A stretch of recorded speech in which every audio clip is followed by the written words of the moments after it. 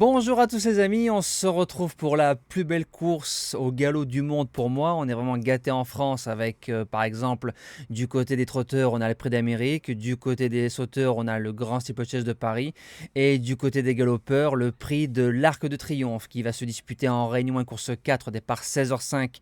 Faites attention, le terrain sera le même que samedi.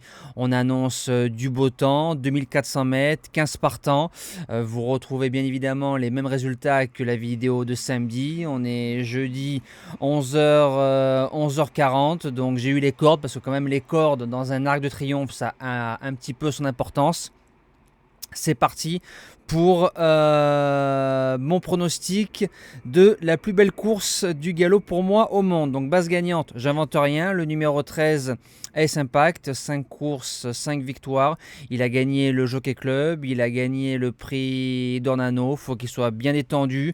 Avec un terrain rapide, normalement la course sera fluide. Il a pêché la corde numéro 8. Voilà, j'ai envie de vous dire que s'il a un bon parcours, il peut faire le lauréat de cette magnifique épreuve. L'opposition, le numéro 4, Sim Camille. Il m'a bien plu cette saison, gagnant de groupe 2, gagnant de groupe 1. C'est un cheval qui peut aller devant. Il a la corde numéro 15, donc il va falloir démarrer et cracher un petit peu de gaz au départ, mais il en a assez sous les sabots pour finir dans le couplet gagnant de cette épreuve. Le premier outsider, le numéro 12, Feel the Flamme.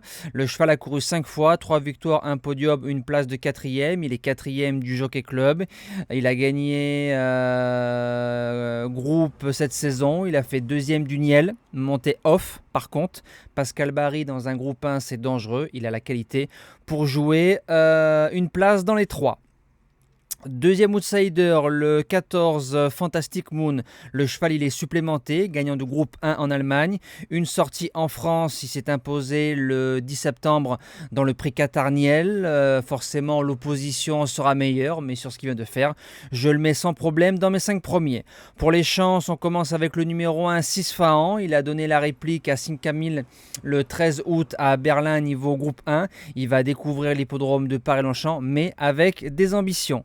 En 6e place, le numéro 3, Honesto. Alors, un petit peu trop loin dans le Jockey Club 2022. Il laisse pas mal de regrets parce que c'était notre base gagnante pour ceux qui s'en rappellent. Ensuite, dans l'arc, dans un terrain lourd, une corde 11, il a fini 10e. Alors, suffirait qu'il soit monté à mi-paquet. C'est un cheval pour moi qui a vraiment un gros changement de jambes. Il peut jouer une belle place. En 7e position, le numéro 6, Westover.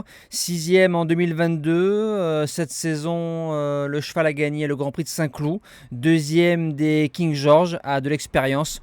En 8 chevaux, sans problème. Et je termine avec le numéro 7, Ucum, qui a pêché la corde 14. C'est un cheval qui a battu Westover.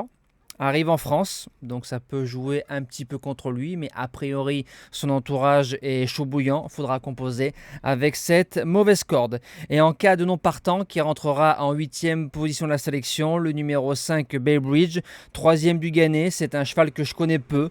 Voilà, sur cette ligne-là, je pense que ce n'est pas un interdit pour les joueurs de longue, il se rajoute sans problème. Voilà, moi je vous dis à demain pour le premier quintet de la semaine, on retrouvera les trotteurs du côté d'Anguin. Passez un bon dimanche, une magnifique réunion du côté de l'hippodrome de Paris-Longchamp. Profitez bien pour ceux qui y vont, profitez bien pour ceux qui regardent devant la télé. Bon jeu à tous et bon quintet les amis.